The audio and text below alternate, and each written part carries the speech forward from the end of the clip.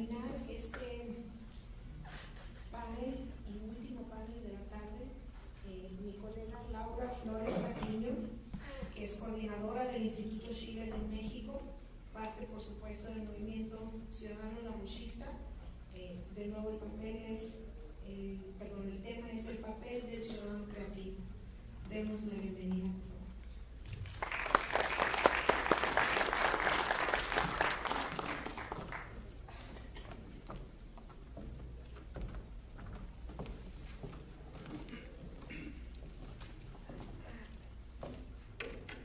Muy buenas tardes, muchísimas gracias por haber regresado. Es un poco ambiguo para mí tener que, cerrar este foro, ¿no? Que fue un gran esfuerzo hacerlo en este recinto. Es importante que estas ideas lleguen al lugar en el que tendría que estar habiendo una discusión constante con los ciudadanos sobre los temas que realmente nos interesan. También es triste el contexto en el que estamos presentando este foro, y es precisamente por lo que yo creo que la mayoría de ustedes está aquí, por el sentir la sensación de que México no va para nada bien, que el mundo está en un proceso entrópico, como ya veíamos en los paneles de la mañana. Yo les quiero preguntar, antes de empezar esta breve presentación, ¿quién de ustedes estuvo en los paneles de la mañana? La inmensa mayoría. Muy bien, porque sí creo que quedaron por ahí algunos cabitos que tal vez vamos a tener la oportunidad de abordar. Miren, ¿por qué es necesario un nuevo paradigma, que es el tema de este foro? Ya hemos escuchado en la mañana, tanto en el informe como en las diferentes presentaciones, el estado objetivo del mundo, el estado en el que se encuentran las naciones, el estado de pobreza, el estado de destrucción de capacidades productivas, de condiciones de vida. Es evidente que se encuentra en una etapa crítica. El informe que se nos dio en la mañana sobre la posibilidad de la guerra es algo que debería estarnos cimbrando a todos. Y lo que uno le salta a la mente cuando uno empieza a reflexionar sobre este estado del mundo, uno se pregunta por qué, si es evidente que el modelo de la globalización está agotado, si es claro que no nos ha convenido como humanidad, entonces ¿por qué seguimos en él? ¿Por qué, habiendo objetivamente estando sobre la mesa los proyectos para resolver las crisis tanto de falta de producción como de falta de empleo, como todo lo que nos comentaron en la mañana los compañeros hablando sobre cuestiones muy básicas, la cuestión de la comida, la cuestión del agua? A uno le salta la pregunta, ¿por qué la humanidad no ha logrado derrotar a todos esos enemigos silenciosos y no tan silenciosos? Entonces uno se da cuenta de que hay algo más en juego, porque cuando uno considera ese poder, esa fuerza, ¿no?, que se le llama el sistema, el poder, el imperio, uno se da cuenta que son muy pocos, son demasiado pocos, y la inmensa mayoría de la humanidad somos aquellos que estamos peleando contra este tipo de modelo. Entonces se da uno cuenta que hay una cuestión cualitativa, de que no estamos en un tablero neutral, sino que se ha creado una situación en la que los propios ciudadanos no sabemos ni siquiera ya muchas veces el mundo en el que estamos parados. Entonces, yo quiero empezar con la siguiente diapositiva, por favor. Esta es una historia que viene de la antigüedad clásica. Ahí están en la ilustración viendo una pintura de una pitonisa. Las pitonisas eran estas mujeres que eran como los horóscopos de la antigüedad. Eran mujeres que estaban en estos templos que eran los oráculos en los que la población acudía a pedir consejo. Y en una ocasión, esta es mi versión de cómo lo relata Sócrates en uno de los diálogos de Platón, en una ocasión que Grecia se encontraba en un gran problema práctico, hambrunas, guerras, epidemias, La población, queriendo saber una respuesta, se acerca a la pitonisa y le pregunta cómo le pueden hacer para salir de esa crisis. Y ella, contrario a lo que tal vez muchos de nosotros podríamos pensar, ¿no?, que se puso a explicarles cómo hacerle y miren, háganle así, háganle así, les dijo: miren, aquí hay un altar de mármol sobre el cual yo estoy parada para dar este oráculo. Si ustedes quieren salir de la crisis, tienen que duplicar el volumen de este altar que tiene la forma de un cubo. Yo quiero tener una base que tenga el doble del volumen y que siga siendo un cubo. Y la población obviamente se quedó con una cara de enigma, así como la de ustedes ahorita, porque se preguntaron qué tenía que ver que ellos se pusieran a construir un cubo de mármol del doble de volumen del que había ya. Entonces, ¿qué creen ustedes que pasó? Se los dejo de tarea. ¿Qué pasa si uno intenta construir un cubo que tenga el doble de volumen del cubo anterior? Parece muy fácil, parece que nada más es agarrar el doble de material, ir a una mina y traerte el doble de material. Si uno hace eso, muy probablemente va a tener el área doble, y si uno tiene un cubo del área original aquí y el otro cubo del área original acá, lo que va a obtener ya no es un cubo, sino un prisma rectangular. Entonces, eso dio pie a que Sócrates, bueno, es una historia que cuenta Sócrates, eso da pie a que Sócrates le diga a sus conciudadanos que la pitonisa les quería dejar la idea muy clara a los atenienses de que si ellos regresaban a una mentalidad científica, si ellos volvieran a echar a andar su creatividad, ¿no?, que es lo que le requería la solución de este problema geométrico que no es tan sencillo, entonces se iban a acabar las guerras, se iban a acabar las epidemias y se iba a acabar el hambre. Entonces, esto es lo que nos mete en la discusión de lleno. ¿Cuál es la relación entre la mente humana y la realidad? Si pasamos a la siguiente gráfica, ustedes van a ver algo que muestra un poco la correlación de los procesos culturales con los procesos físicos, empíricos de la humanidad. Ustedes ven aquí una gráfica de la población a lo largo de la historia. Si ustedes ven, es una gráfica que se empieza a volver cada vez más, empieza a tener como un crecimiento cada vez más notable. El primer tramo es una franja de miles de años en el que la población escasamente creció. Incluso se tiene que hacer como un zoom, ¿no?, para poder ver esta franja pequeñita que hay acá. Pero lo que yo quiero que ustedes noten es, después de la caída del Imperio Romano Occidental en el siglo IV, si ustedes ven, hay un colapso de la población, la curva desciende. ¿Sí lo alcanzan a notar? Es como un valle. Y después se recupera de alguna manera este crecimiento, pero hay una caída brutal, ¿no? Estamos hablando del siglo XII, XIII, en donde hay un colapso pues casi recto. Ahí estamos hablando de la epidemia de la peste bubónica, cuyo punto más álgido fue en 1348, donde hubo un colapso bruto de la población en Europa que hizo que en algunos lugares de Europa la población descendiera a 2/3 partes, una de las peores catástrofes de la humanidad.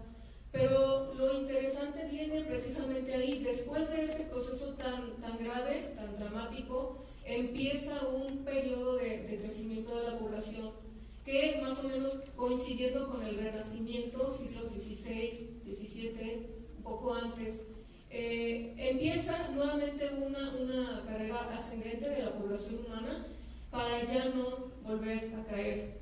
Y más o menos coincidiendo con la revolución industrial se dispara el crecimiento de la población. Ahora, lo interesante es que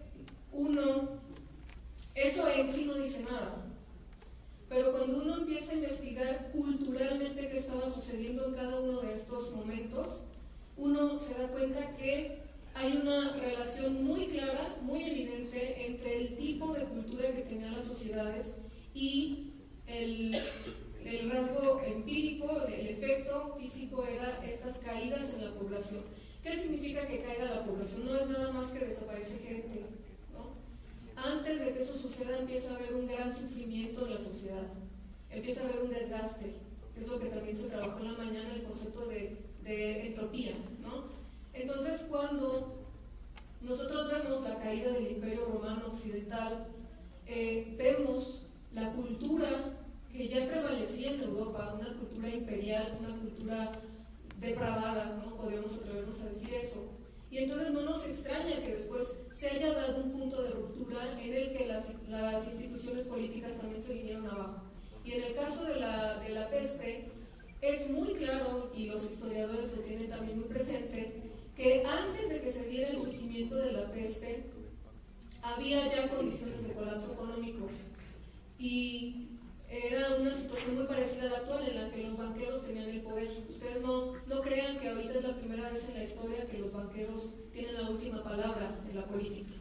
En esta época previa a la Edad Oscura, eran las grandes casas de préstamos especulativos las que regían, y ni siquiera los reyes se salvaban de que les dictaran la política a estos banqueros. Entonces, pues esto nos muestra una congruencia entre el universo y la mente humana. Nicolás de Cusa, un gran pensador que surgió precisamente del periodo posterior a esta Edad Oscura. Es muy interesante cómo surgió Cusa, no me da tiempo de contarles esto, pero él dice que si una idea que es inmaterial, que no tiene peso, no tiene masa, no tiene volumen, cambia el universo, entonces esa es la prueba de que tiene que haber una coherencia entre ese universo físico, material, y la mente humana, que es algo espiritual, algo que no tiene una existencia en la materia, sin embargo guía la materia. Entonces, cuando nosotros entendemos eso, se vuelve fácil entender por qué es tan importante que ahorita nosotros abordemos el aspecto cultural. Lo comentaba el precedente, el ponente precedente, esta gran problemática de los jóvenes.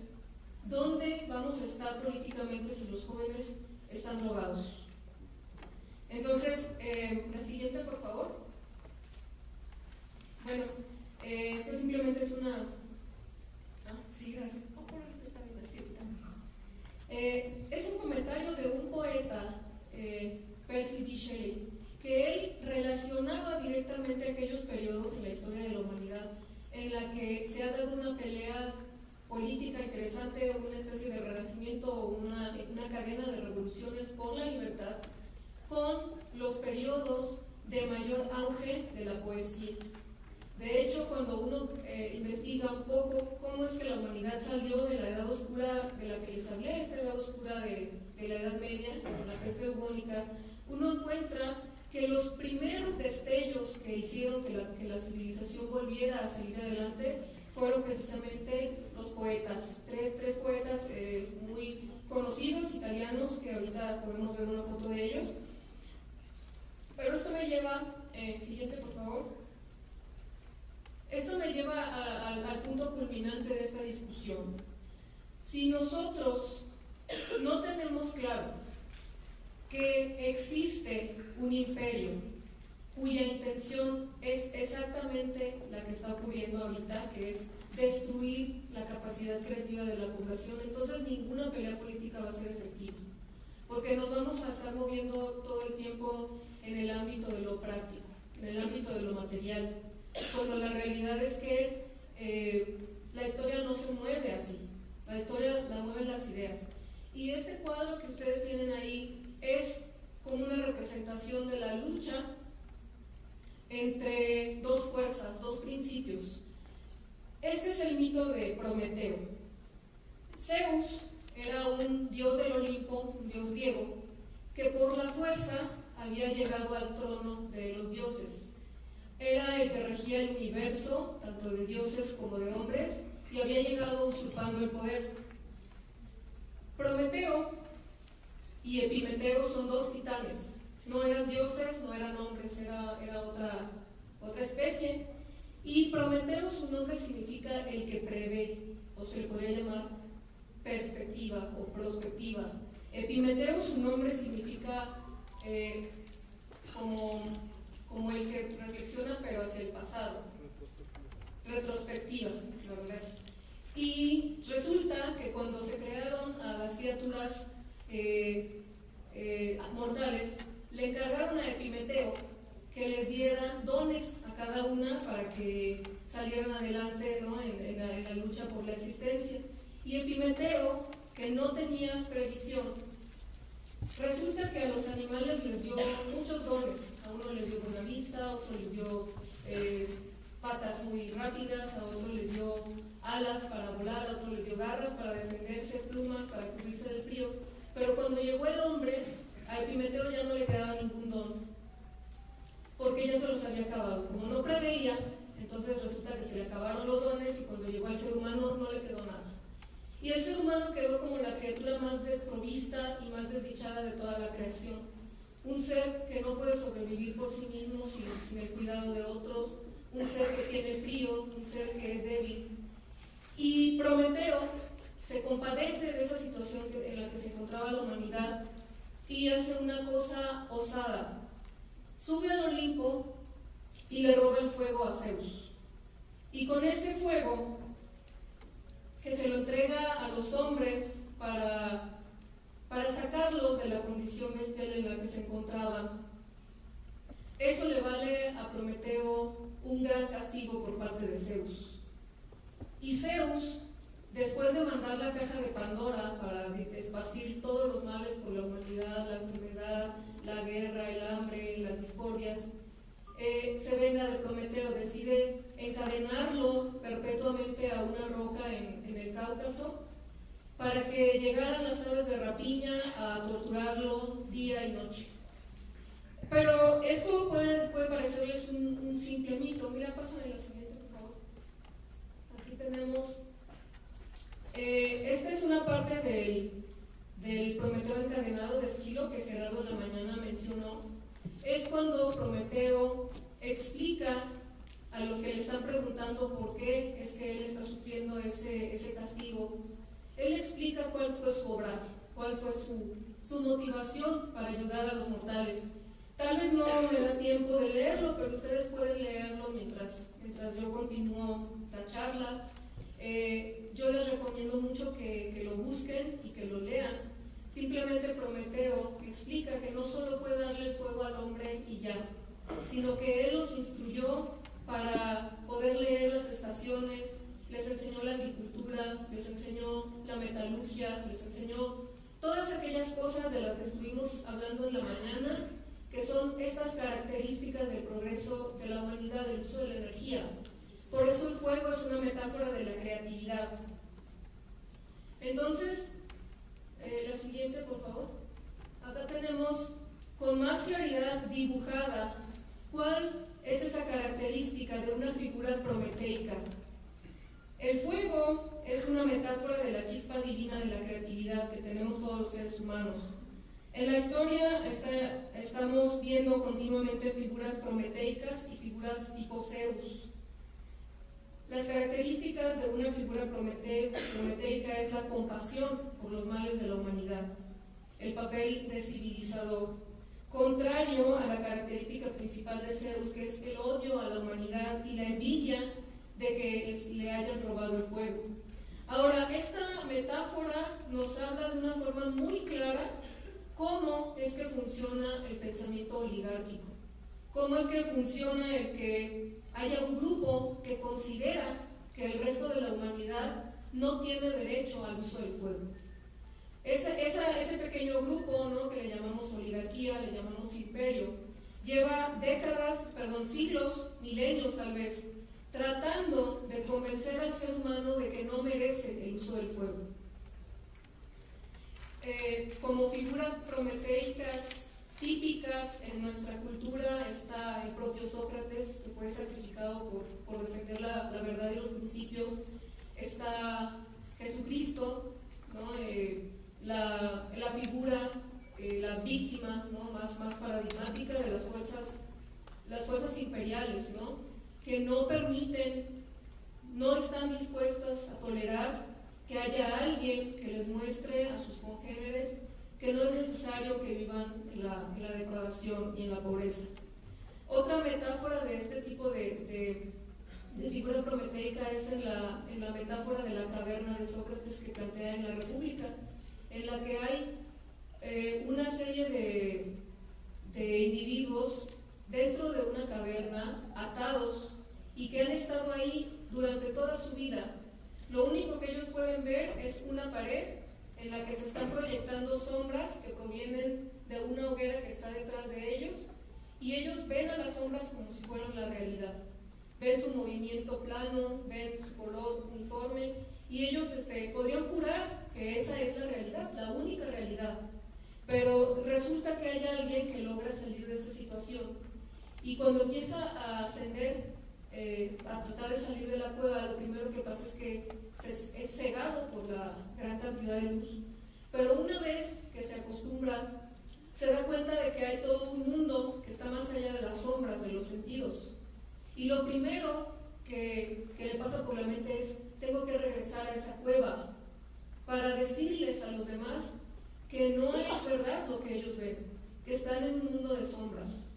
Y cuando eso pasa, según Sócrates, lo que ocurre con esa persona es que sus conciudadanos lo matan, porque los está tratando de sacar de lo único que ellos conocen. Entonces, esa es la realidad de la historia humana, y yo me di la libertad de reflexionar en 3 aspectos de la degradación cultural que nosotros estamos viviendo hoy en día, las 3. Para mí el primer grado de degradación en la cultura es una condición bestial prefuego. Es el vivir en el momento, es el vivir en el nivel de los sentidos, estar en el nivel de la mera supervivencia, sin acceso a las grandes ideas, sin acceso al mero concepto de la inmortalidad, sin acceso al entendimiento de principios. Una gran mayoría de la humanidad vive en esa condición bestial prefuego. La gente que todavía no tiene acceso a energía eléctrica, por ejemplo, ¿no? O en las propias ciudades, la gente que vive en zonas marginales, podríamos decir que están en esa condición. También hay otra condición bestial en la que tenemos una condición de opresión. A mí se me viene a la mente la esclavitud. Cuando ya no solo estás en una condición pues muy material, muy pobre, sino que tú mismo ya eres consciente de que estás siendo sometido por medio de la fuerza. Como los esclavos que uno ve en la cultura, que ellos tienen esa conciencia de la opresión, a ellos los llevó a desarrollar una cultura bastante importante. Estoy hablando, por ejemplo, de los espirituales negros, de los poemas que están anhelando la libertad. Hoy en día muchos de nosotros vivimos en esa condición, con una cierta conciencia, pero sin libertad. Y yo quisiera hacer referencia a la gente que dentro de nuestro propio país ya está en una situación prácticamente como si estuviéramos en la esclavitud, a manos del narcotráfico. Sin embargo, hay otro nivel de depravación en el que ya también estamos viendo que está incursionando nuestra sociedad, que es cuando tú ya no solo eres bestializado, sino que tú mismo asumes el papel de Zeus. Ahora tú te conviertes en violento, y ahora no solo tú eres bestializado, sino que tú bestializas a los demás. Eso se vuelve una cadena de violencia cada vez mayor, y eso es lo que nosotros estamos viendo en esta cultura pues desastrosa, terrible, ¿no?, que se vive en algunos lugares del país, con la cuestión pues del narcotráfico, de la trata de personas, una situación como en el circo romano, donde la propia población ya se convirtió en verdugo, donde la propia gente ya no tiene ningún problema de asistir a un espectáculo multitudinario a ver cómo se matan unos a otros. Y eso no necesita ser así de literal, pero yo les dejo ahí a su reflexión si hoy en día no estamos viviendo una situación semejante. Ahora, hay otro tipo de degradación que yo no sé si ponerlo como peor o tal vez no llega a esto que acabo de mencionar, pero es lo que Schiller llamaría aquel hijo pródigo de la cultura, aquel que ya tuvo una situación de desarrollo, aquel que ya experimentó cierto avance y sin embargo se ha degradado y ha asumido un papel pues muy inferior a lo que es su potencial. Y a mí se me ocurre esta ideología de estar más allá del bien y del mal, esta ideología que permea mucho en los jóvenes de la indiferencia, la falta de compasión por los males del mundo, esta postura, esta posición en la que se ve a los males del mundo como algo ajeno, como algo abajo. No sé si les ha tocado escuchar, pero para mí eso es una muestra muy grave, ¿no?, del tipo de degradación al que ya hemos llegado como sociedad, cuando la gente empieza a decir que aquellos que no tienen trabajo, aquellos que viven en la pobreza, es porque quieren y porque son flojos, ¿no? Entonces, ese tipo de degradación cultural para mí es más grave. Entonces, simplemente quería como plantearles esta contraposición de dos principios totalmente contrarios, esta visión bestial contra la humanidad que asumen algunos que son parte de la humanidad, ¿no?, que son iguales a nosotros, pero no se consideran iguales a nosotros. Lo contrario, la idea opuesta, es la idea que gestó las repúblicas. Una idea que sí surge, pues la verdad, de forma muy explícita, aunque no se conoce mucho, pero surge de una idea que proviene del cristianismo. Una idea en la que el ser humano ya no son dos o tres, sino que es uno, una sola naturaleza humana, con un creador común, dotados con esta chispa divina que se le puede llamar alma, se le puede llamar creatividad, pero fue precisamente esa idea antioligárquica la que gestó la creación de las repúblicas. Entonces, pues ya se me está acabando el tiempo, pero yo quería presentarles a estos tres individuos, como les mencioné, son a los que les debemos de alguna manera que la humanidad haya empezado a remontar. Dante, Boccaccio y Petrarca fueron aquellos a los que les tocó empezar a imaginar, imagínense esto ustedes, imaginar un futuro en medio de la peor situación que uno se puede imaginar. Para que tengan una idea del grado, ¿no?, de destrucción al que se había llegado en ese momento, consulten el prólogo de la obra El Decamerón de Giovanni Boccaccio. Es un cuadro, una escena muy patética de cómo la gente vivió y sobrevivió a una situación tan crítica como la que les mencioné, el que haya una mortandad de 2/3 partes de la población en algunas ciudades, en algunos lugares del 100%. O sea, hubo aldeas, hubo pequeñas ciudades que quedaron despobladas. Y también otro cronista de la época decía que era tal la desesperación que la gente moría ya sin tristeza y se casaba sin alegría. Y hay muchos lugares en el país y en el mundo en el que ya estamos empezando a llegar a esa situación. Ahora, la parte que nosotros estamos tratando de reivindicar como movimiento a nivel internacional es ofrecer una alternativa, porque no basta que nosotros seamos conscientes de esa gran oscuridad, aunque Martin Luther King sí mencionó que solo cuando está suficientemente oscuro es cuando se pueden ver las estrellas. Desafortunadamente hay veces en que la oscuridad es tal que sí se podrían ver las estrellas, pero la gente ya no las puede ver porque ha sido cegada a través de la cultura. Entonces nosotros queremos ofrecer como un camino para poder salir de esa situación a través del arte clásico. ¿Me pasas por favor la siguiente? Federico Schiller fue un filósofo, un poeta alemán que reflexionó y llegó a la conclusión de que en periodos de gran bestialización la única carta que le queda a la humanidad es el arte clásico, porque el arte clásico está más allá del aquí y el ahora, porque el arte clásico de lo que verdaderamente se trata es de un símbolo de aquella búsqueda de la verdad, el bien y la belleza que son característicos del alma humana. Estos tres aspectos, verdad, bien, belleza, son inseparables.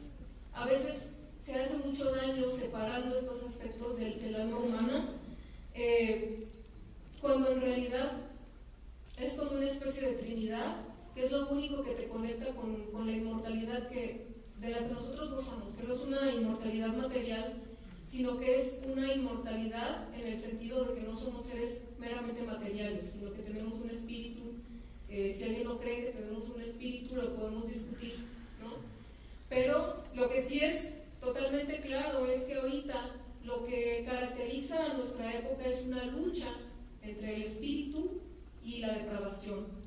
Entonces, yo me voy a tener que saltar muchas cosas porque desafortunadamente el tiempo es mínimo como para poder transmitir realmente una opción distinta, pero quisiera sí poderles ofrecer un ejemplo, una probada de lo que como cultura nosotros estamos necesitando en este momento. Una parte va a ser la intervención musical que vamos a tener en unos momentos más, que es el trabajo que nosotros como movimiento estamos tratando de desarrollar para poder tener armas, poder llevar a la gente una opción diferente.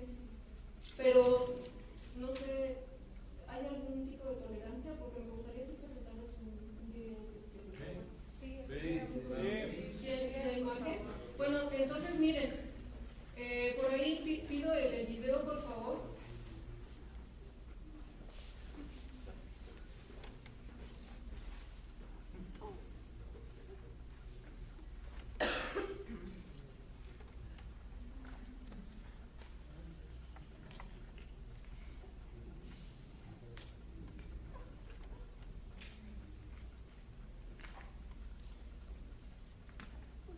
Es un video un poco crudo. Desafortunadamente yo quisiera no tenerles que mostrar algo así, pero tenemos que tener la madurez de saber la realidad en la que estamos parados para poder ofrecer una opción.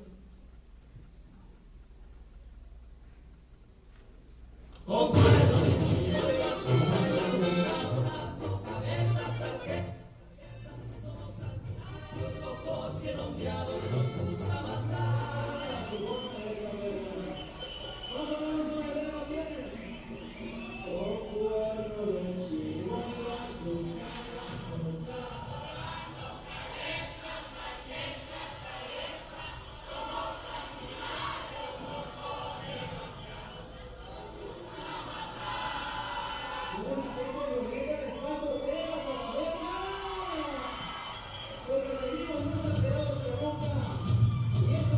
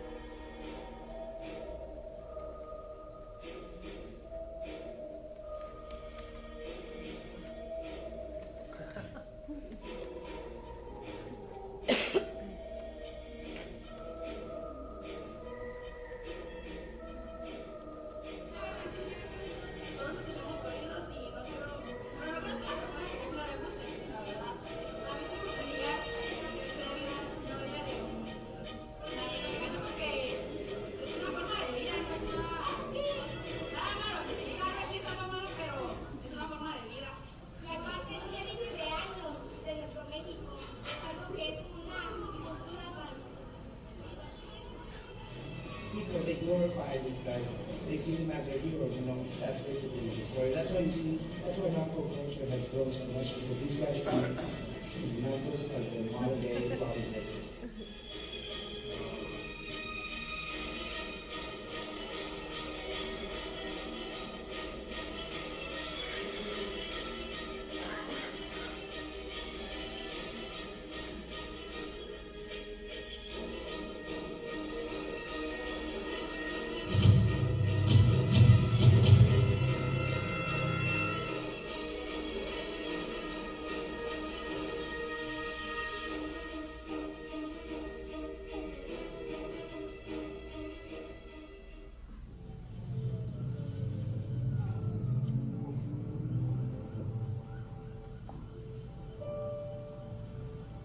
Conduzco por las calles y veo a la gente sin esperanza.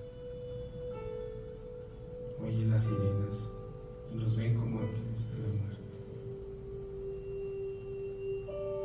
Veo las calles llenas de mal y lo bueno por temor se esconde. Los jóvenes han perdido los valores y ahora están idealizando al mundo.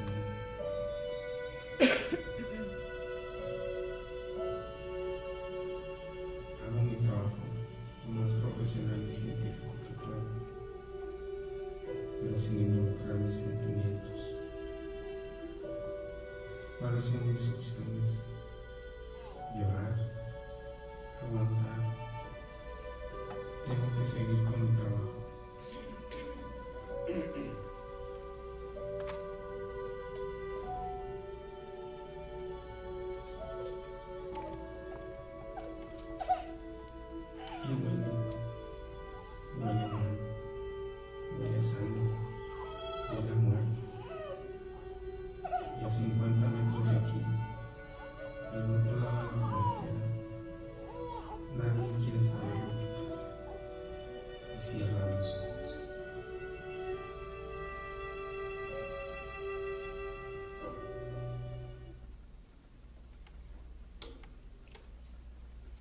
Bueno, no sé la sensación que les deja a ustedes esta realidad mostrada aquí, pero yo cuando la vi, esto es parte de un documental que salió recientemente que se llama Narcocultura, es la creación de un norteamericano, se llama Shaul Schwartz, algo así, creo que se puede encontrar en internet.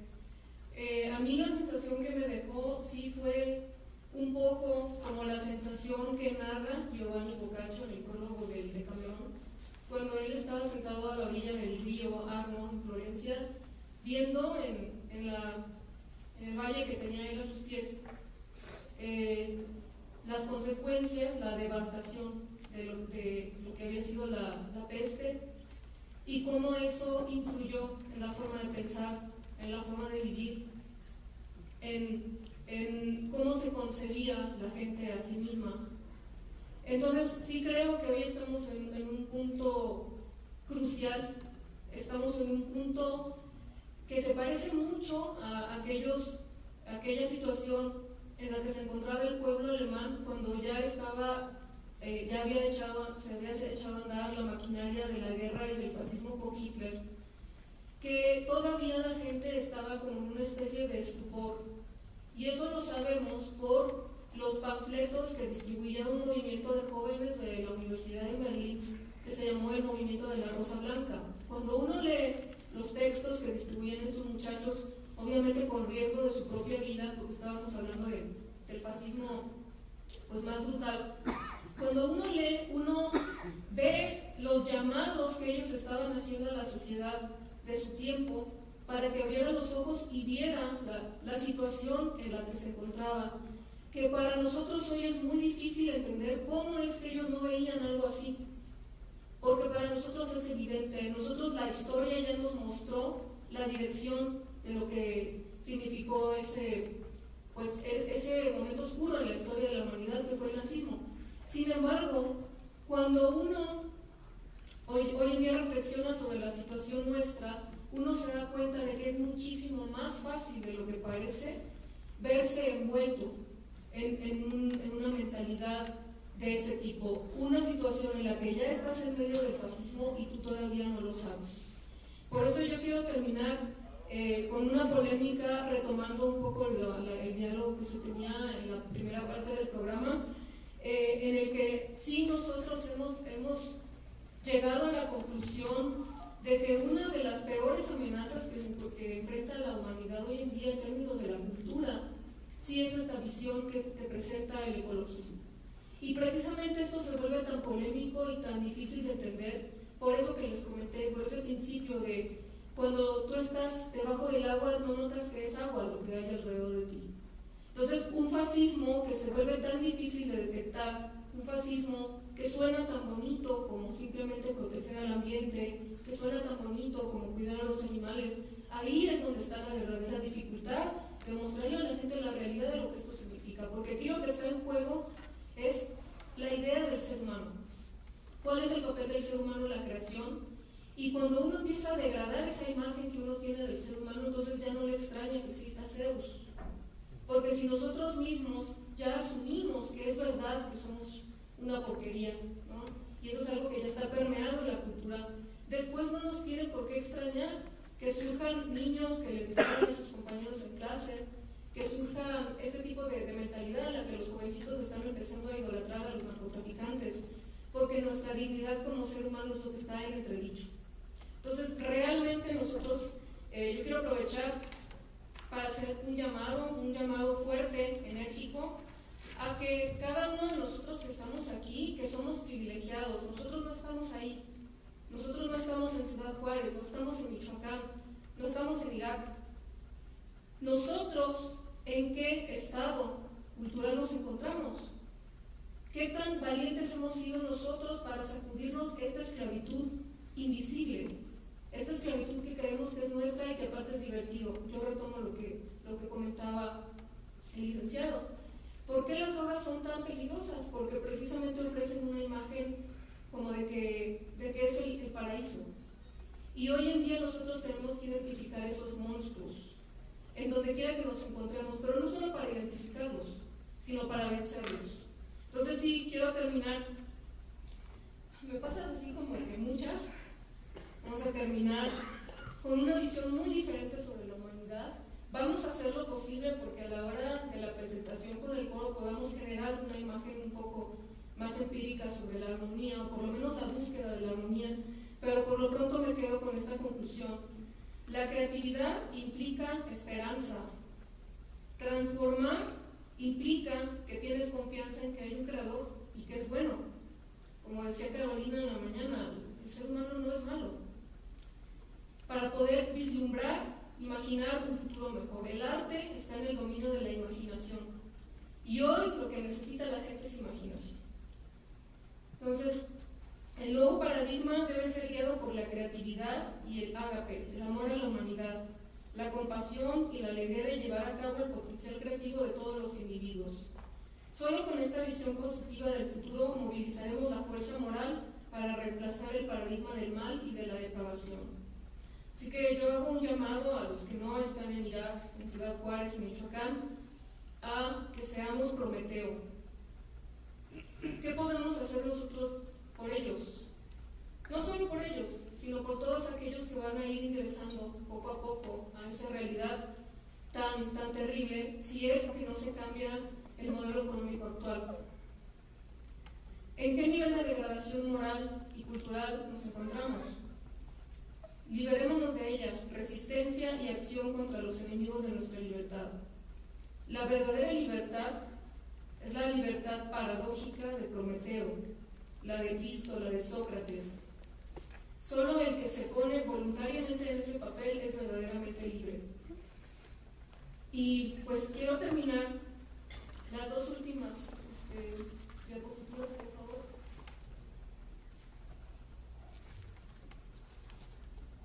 Sí, esto es un fragmento de la carta a los artistas que escribió el Papa Juan Pablo II en 1999. Dice: incluso cuando escudriñan las profundidades más oscuras del alma o los aspectos más desconcertantes del mal, el artista se hace de algún modo voz de la expectativa universal de redención. Este mundo en que vivimos tiene necesidad de la belleza para no caer en la desesperanza. La belleza, como la verdad, pone alegría en el corazón de los hombres.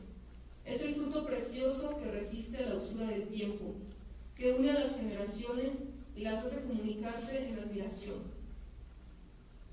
Y la siguiente, esta es una visión de este poeta alemán, Friedrich Schiller, a quien estamos tratando de retomar, de hacer propias sus ideas. Y esta sí no la tengo aquí.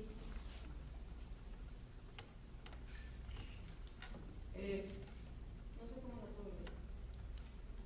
Acá hay un micrófono. Ah, bueno.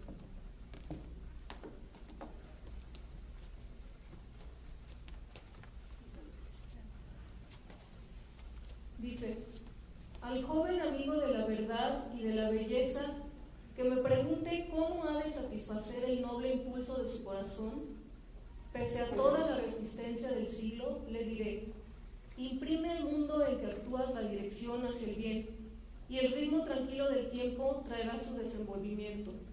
Esta dirección se la darás cuando al enseñar alzas tus pensamientos a lo necesario y eterno.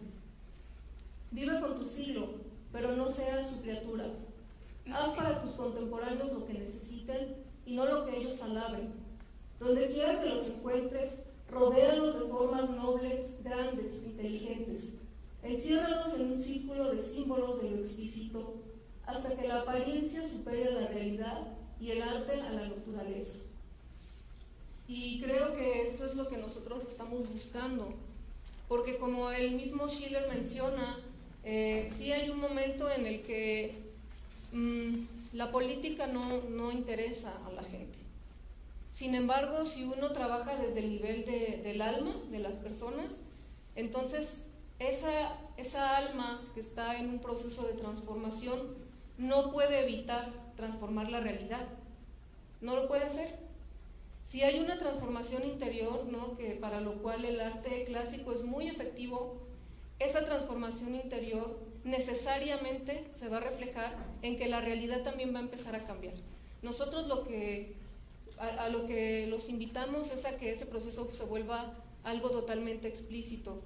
Les agradezco muchísimo su paciencia y espero no haberlos abrumado.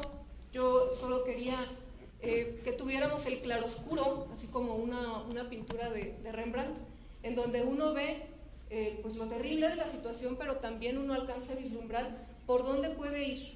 No es que tengamos todas las respuestas. Yo sinceramente sí me pregunto, muy seriamente, ¿cómo podemos ayudar a estos conciudadanos que ya están en una situación tan grave como la que vimos en el video?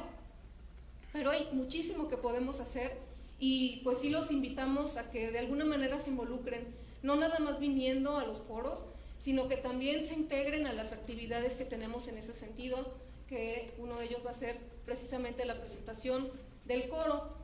Entonces, pues muchas gracias y perdón por haberme demorado.